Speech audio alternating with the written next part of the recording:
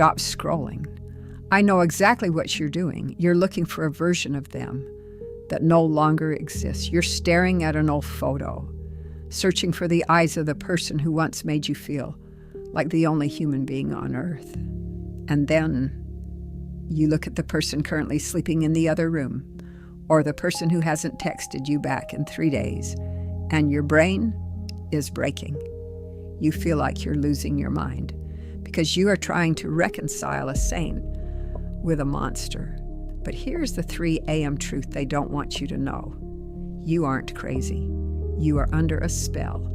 And tonight, we are going to break it. Stick with me for the next 20 minutes, because in this session, we aren't just going to talk about your pain. We are going to perform a psychological detox. By the end of this video, we will have stripped away the mask. We will have exposed the representative. And I am going to give you a 4-step protocol to finally, truly stop the war in your head. The fog is ending right now. Let's begin. It's 3 a.m. and the house is silent. But your mind is a battlefield. You're sitting there. The blue light of your phone illuminating the confusion on your face. On one tab, you have that photo from a year ago. You remember that day perfectly. The sun was hitting their face just right. They looked at you with what felt pure, unadulterated adoration. In that moment, like, you felt safe. You felt seen. You felt like you had finally found the one. That person, the one in the photo, is the person you fell in love with. But then you swipe. You open your messages. You look at the text from last night. Or maybe it was from an hour ago. The words are cold. They are cutting. They are designed to make you feel small, crazy, or invisible. The person who sent that message is cruel. And here is the 3 a.m. truth that keeps you awake. Your brain cannot accept that the person in the photo and the person in the messages are the same human being. You feel like you're living in a fractured reality. You find yourself asking the same questions over and over. Which one is real? Was the love a lie? Or is the cruelty just a mistake? If I just say the right thing or love them hard enough, can I bring the person in the photo back forever? If you feel like you are losing your mind, I want you to take a deep breath. You aren't crazy. You are experiencing a psychological phenomenon called cognitive dissonance. And today, we are going to start the detox. We are going to end the war in your head and merge those two conflicting images into one undeniable, sober reality. Cognitive dissonance is a fancy term for a very simple, very painful problem. Your brain is holding two contradictory beliefs at the same time, and the tension between them is tearing you apart. Think of your brain like a high-end computer. It is designed for logic, patterns, and consistency. When someone you love, someone you have labeled as good and safe, does something bad and dangerous, your internal computer experience is a literal glitch. The data doesn't match the label. To stop the pain of this glitch, your brain must do one of two things. 1, you accept that the person you love is actually capable of being cruel, which means your life as you know it is over, and you are in danger. Or 2, you change the data to fit the label. Because the first option is too terrifying to face at 3 a.m., most of us choose the second.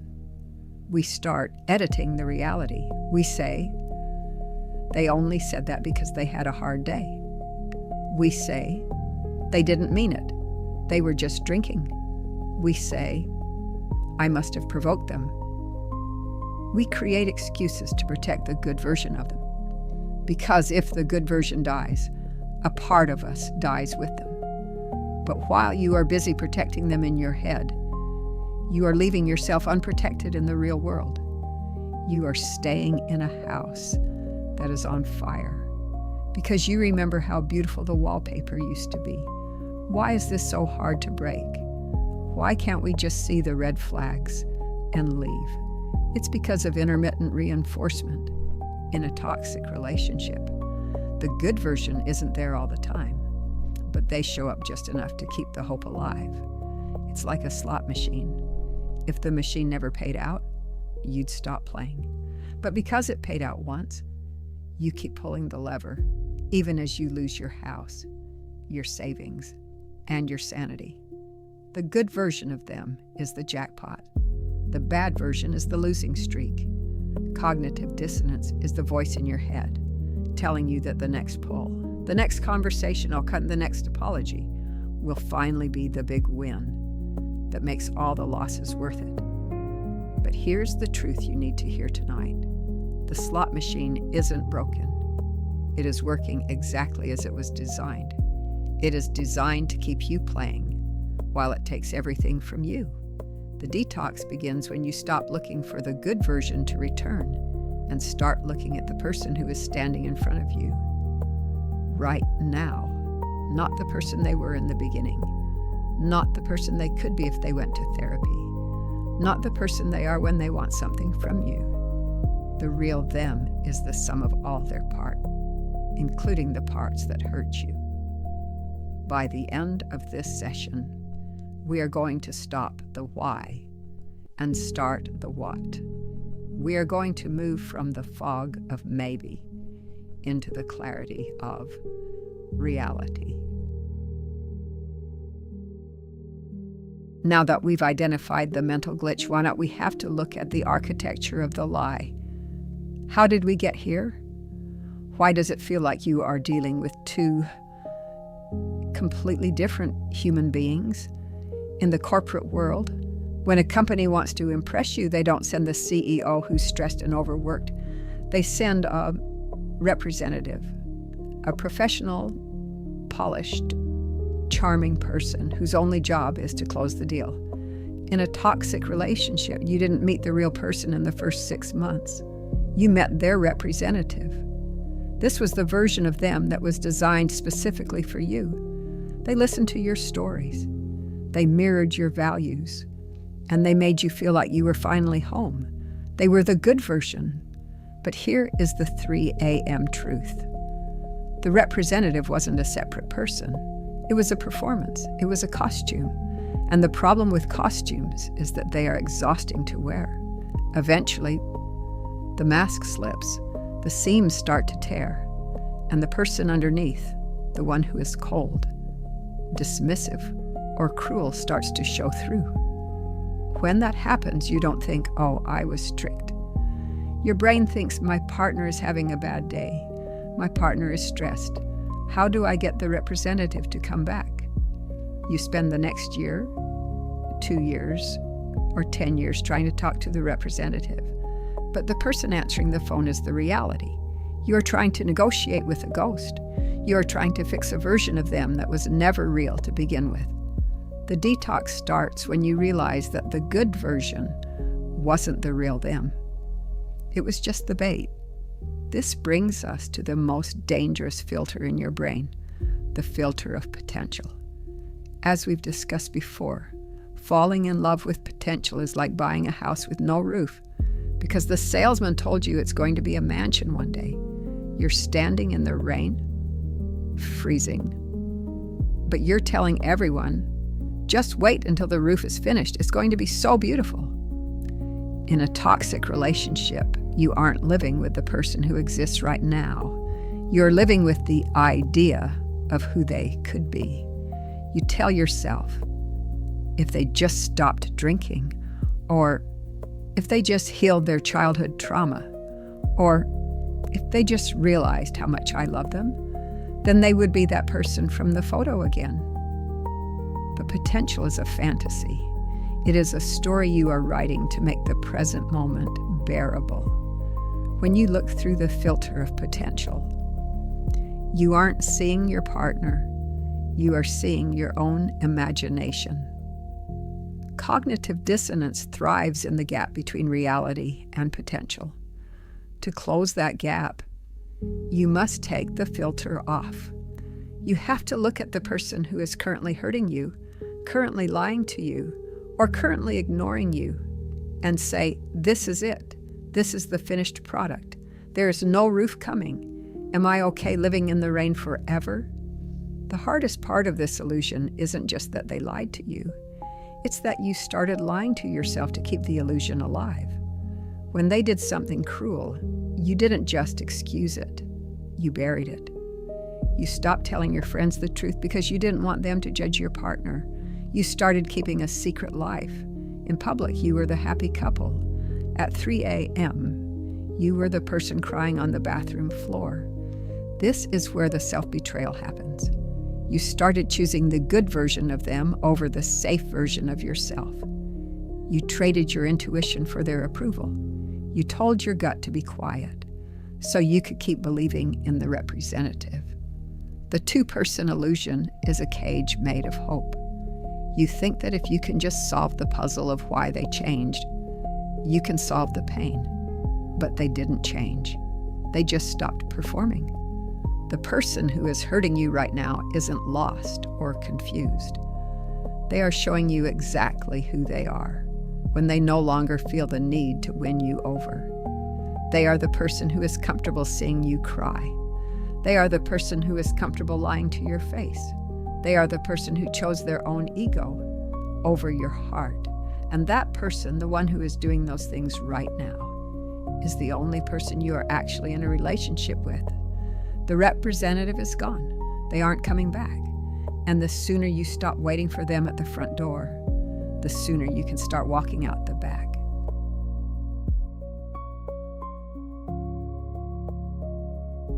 Now that we've pulled back the curtain on the illusion, we have to do the work. Understanding cognitive dissonance is the diagnosis, but the detox is the cure. This isn't a passive process. You can't just wait for the feeling to go away, because the feeling is an addiction. You have to actively flush the good version out of your system. Here is your protocol to reconcile the person you loved with the person who hurt you. Grab a notebook or just listen closely. This is the 3 a.m. truth in action. The first step of the detox is the evidence log. Your memory is a traitor right now. In a toxic relationship, your brain develops euphoric recall. It's a survival mechanism that filters out the pain and only plays the highlight reel when you're lonely.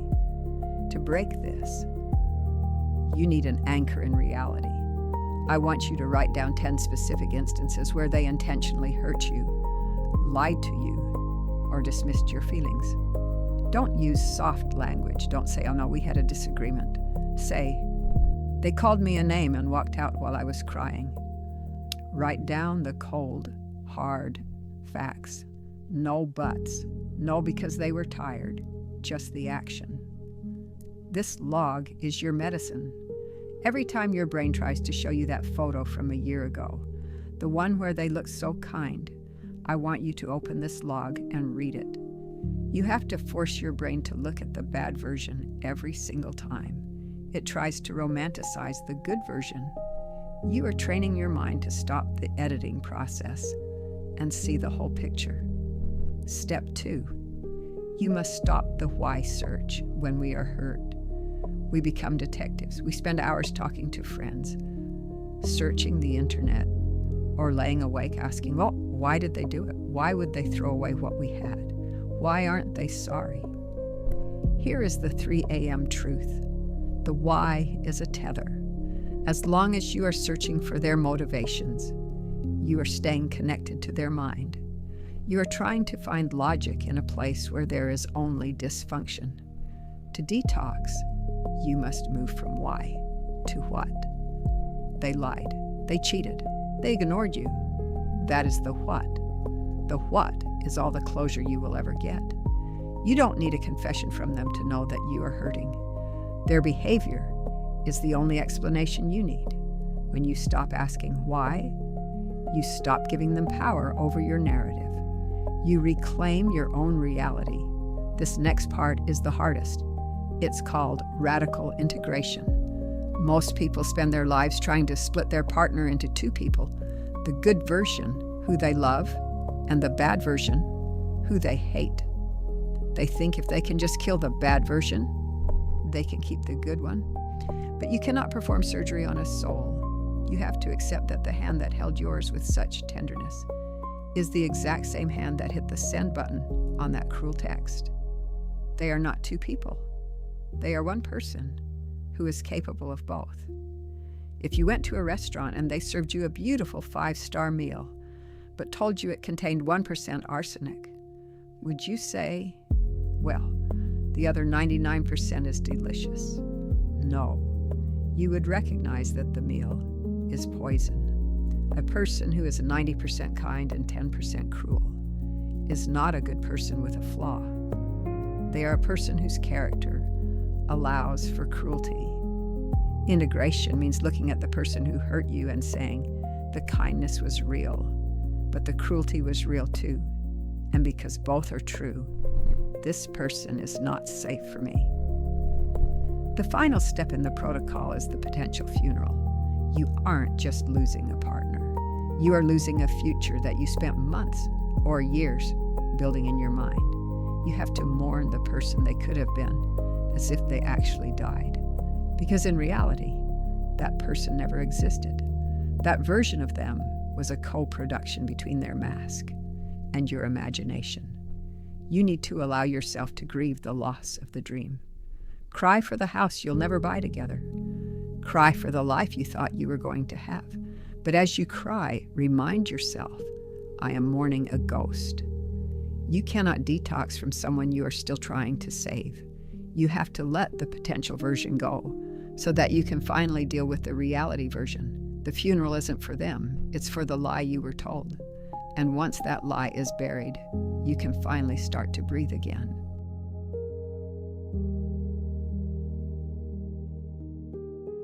We've done the hard work. We've looked at the evidence. We've stripped away the why and the potential.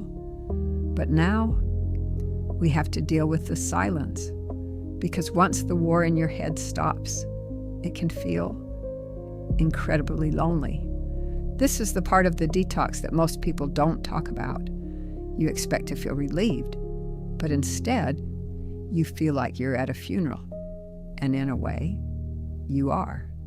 You aren't just losing a partner. You are losing a version of a partner that was your best friend, your confidant, and your hope for the future. You have to mourn the good version as if they actually died. Because in a very real psychological sense, they did. They were a character in a story that has now ended. It's okay to cry for the person you thought they were.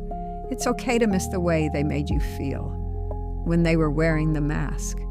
But as you cry, you must keep one foot planted firmly in the 3 a.m. truth. You are crying for a ghost. You are mourning a person who was a co-production between their performance and your heart. The grief is the final stage of the detox. It's the poison leaving your system. Don't rush it. Don't try to be strong by pretending it didn't matter. It mattered. It was a beautiful dream. But now, you are waking up. The war in your head ends when you stop trying to win it. You've been trying to win by fixing them, by understanding them, or by proving your worth to them. But the only way to win a game that is rigged against you is to stop playing. You don't need to figure them out anymore. Their mind is a labyrinth that was designed to keep you lost. Today, you are walking out of the maze. You are returning to the only person whose reality actually matters, yours. The cognitive dissonance detox isn't about finding a way to make sense of their behavior. It's about realizing that their behavior doesn't have to make sense for you to be done with it. You don't need a map of the fire but to know that you need to get out of the burning building. Tomorrow morning, when you wake up, the itch will come back. Your brain will try to offer you a hit of that old, good version dopamine. It will whisper, maybe they've changed, or maybe I was too harsh. When that happens, I want you to look in the mirror. Don't look at the photo on your phone. Don't look at the old text. Look at the person in the mirror. Look at their eyes. That is the person you owe your loyalty to. That is the person who needs your protection. You are no longer a victim of a fractured reality. You are the architect of a new one, a reality based on facts, not fantasies, a reality where you are safe, you are sane, and you are finally, truly free. This is the 3 a.m. truth. You are out of the fog. Now, go get some sleep. You've earned it.